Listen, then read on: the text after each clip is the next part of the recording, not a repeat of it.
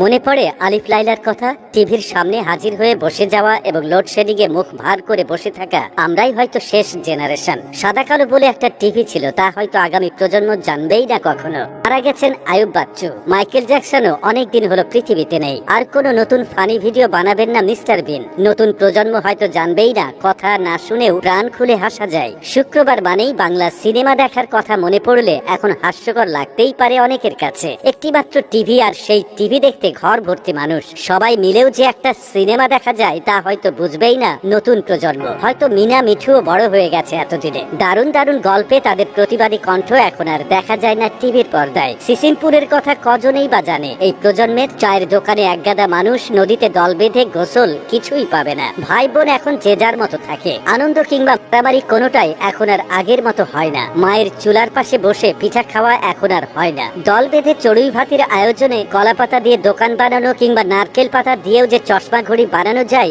এখনকার প্রজন্ম সব জানেই না। আক্ষরিক অর্থেই এই পৃথিবীর সব থেকে ভাগ্যবান জেনারেশন আমরাই, যারা 90-এর মাঝামাঝি থেকে 2005-06 অবধি শৈশব কাটিয়েছে। আমাদের সময় এমন একটা ঘড়ি ছিল যেটা হাতে দিয়েও গোসল করা যেত। পেঁপের ডাঁটি দিয়েও যে টিউবওয়েল বানানো যায় তা এখনকার জেনারেশনের কজনই বা জানে। হারিকেন কিংবা মোমবাতি ছিল পড়ার জন্য একমাত্র আলোর ব্যবস্থা। এখনকার প্রজন্ম তা হয়তো জানেই না। সন্ধ্যা নামলে উঠানে বড় আসন পেতে পরিবারের সবাই মিলে দাদা দাদি কিংবা নানা নানির মুখে হাজারো গল্প শোনা আর আকাশের চাঁদ তারা দেখা এখনকার জেনারেশনের কতজনের ভাগ্যেই জোটে। সালমান শাহ আর কখনো বাংলা সিনেমায় আসবেন না। রাজ্জাক, রাজীব, হুমায়ুন ফরিদ সহ সবার অভিনয় কি অসাধারণ ছিল। টেলিসামাদ, দিলদাররা তো অনেক আগেই চলে গেছেন। আমরাই হয়তো শেষ জেনারেশন যারা মাঠে খেলতে বল কেনার জন্য সবাই মিলে টাকা জমাতাম। একটা ব্যাট কিনতে আমাদের অনেক কষ্ট হতো। নিজের বলতে কোনো মোবাইল ছিলই না। তথ্য আদান প্রদানের একমাত্র মাধ্যম ছিল চিঠি। আমরাই একটা নড়বড়ে দলকে চোখের সামনে মাথা উঁচু করে দাঁড়াতে দেখেছি।